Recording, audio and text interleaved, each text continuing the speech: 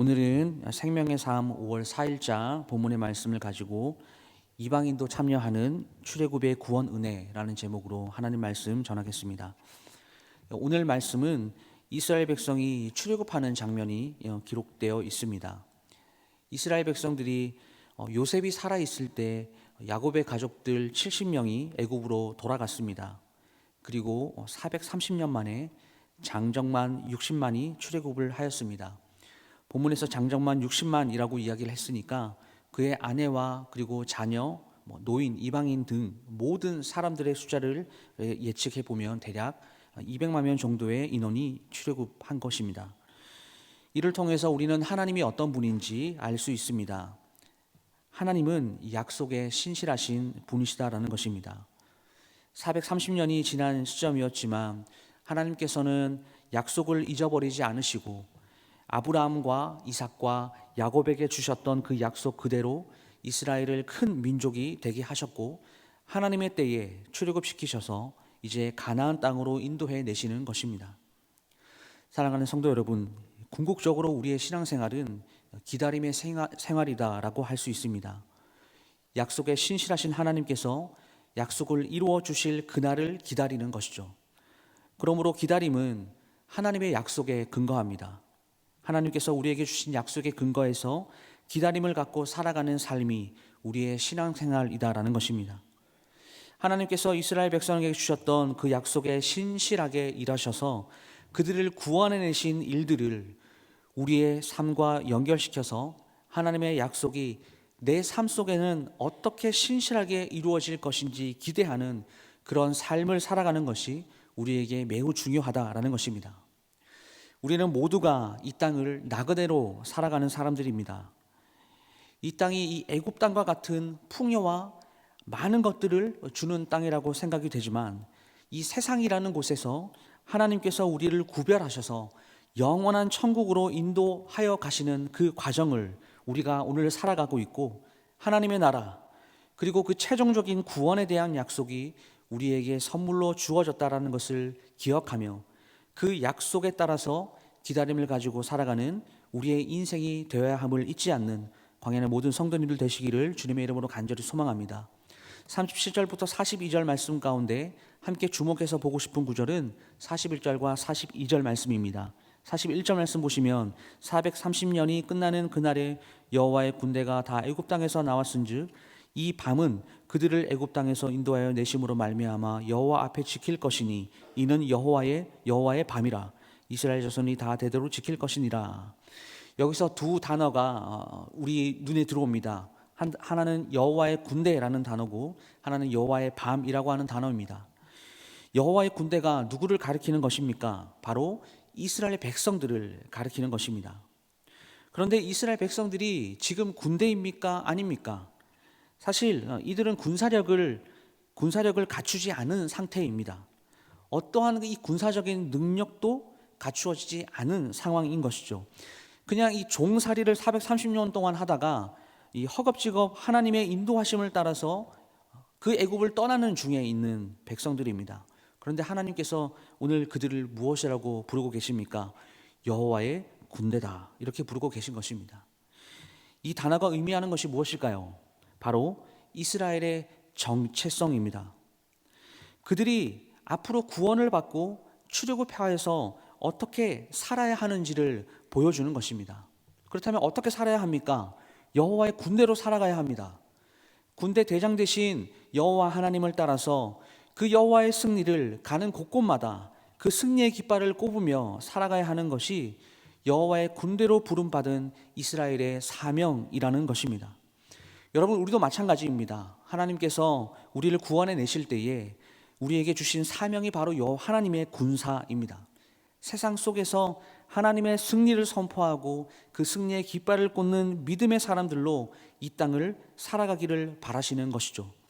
우리 찬송가에도 믿는 사람들은 군병 같으니 이런 찬양이 있지 않습니까?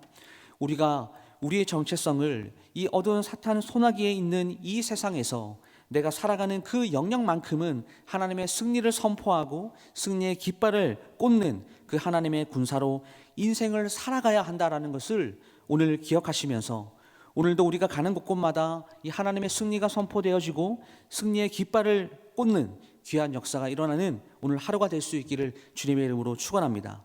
두 번째로 우리가 살필 단어는 여호와의 밤이라는 단어입니다. 이 여호와의 밤이라고 하는 이 단어를 풀어서 좀 설명을 드리면, 하나님께서 그 밤에 이스라엘 백성들을 밤새도록 지킨 밤이다 라는 이런 뜻을 가지고 있고, 그렇기 때문에 이스라엘 백성들도 하나님을 기억하면서 밤새도록 지켜야 할 의무가 있는 밤이다, 이런 뜻입니다.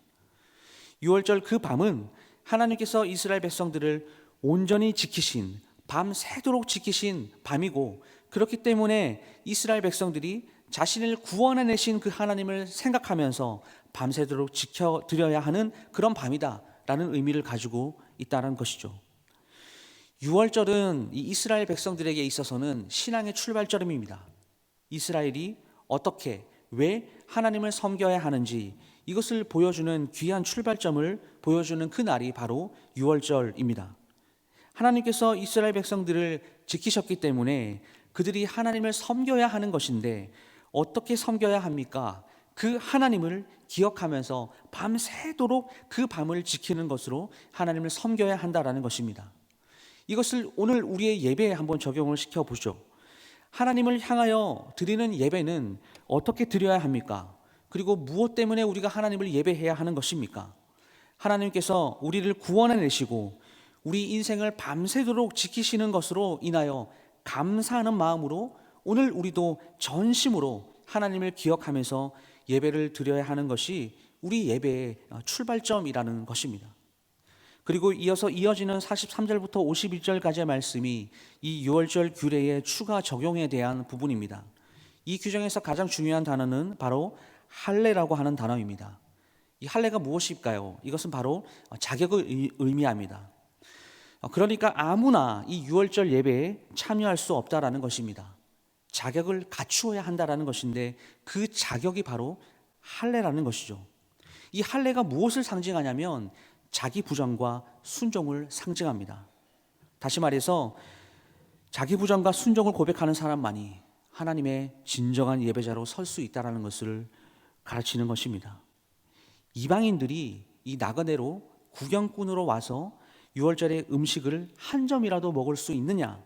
절대 그럴 수 없습니다. 하나님이 그렇게 하지 못하도록 하셨습니다. 왜 그랬을까요? 이 유월절 예배는 자기 부정과 순종의 삶을 고백하는 사람들이 올려드릴 때 그것이 향기로운 제물이 될 수 있기 때문에 그렇습니다. 오늘날 우리가 드리는 예배가 굉장히 형식적으로 많은 사람들에게 열려져 있습니다. 이 제의적으로 볼 때 구약의 예배는 정말 엄격하고 엄숙하게 드려지는 예배였습니다. 이 예배는 단 하나라도 실수하거나 절차가 맞지 않거나 어떤 방법에서 어긋나면 하나님의 진노와 심판을 사는 예배였습니다. 하지만 오늘은 그렇지 않죠.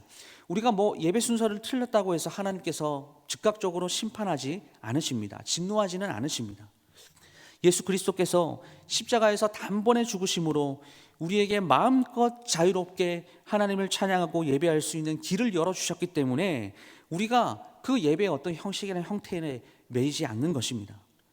그래서 예배 순서도 이 초대교회부터 지금까지 상황에 따라서 조금씩 바뀌어져 왔죠. 다시 말해서 이 예배 형태에 대한 문제들은 그렇게 중요한 것이 아닌데, 이 예배의 형식보다 훨씬 더 중요한 문제는 그 중심에 하나님을 사랑하는 마음이 있느냐 하는 것입니다. 예배드리는 예배자들이 자기 부정과 이 순정을 고백하면서 하나님을 전적으로 바라보고 내 인생을 밤새도록 지키시는 그 하나님 앞에서 하나님을 기억하며 내 온몸과 온 정성을 다하여 드리는 그 중심으로 예배해야 하는 것, 그만큼은 과거나 지금이나 변한 것이 없다라는 것입니다. 말씀을 마무리하겠습니다. 오늘도 이처럼 우리가 하나님을 예배하면서 하나님께 집중하고 온 마음으로 하나님의 은혜에 대한 감사를 잃지 않고 하나님을 예배하는 예배자로 서기를 간절히 바라고, 앞으로도 평생 동안 그렇게 하나님께 예배하는 믿음의 사람들이 다 될 수 있기를 간절히 소망합니다. 그뿐만 아니라 삶 속에서도 하나님이 기뻐하시는 삶의 예배라고 불리는 그 예배를 통해서 하나님이 나를 지켜주심을 생각하고 그 하나님 앞에서 나도 하나님의 사람으로서 지켜야 할 것들을 지키며 오늘 우리의 모든 삶을 통하여 하나님께 영광을 올려드리는 그 믿음의 인생을 사시는 우리 모두가 될 수 있기를 주님의 이름으로 축원합니다. 기도하겠습니다.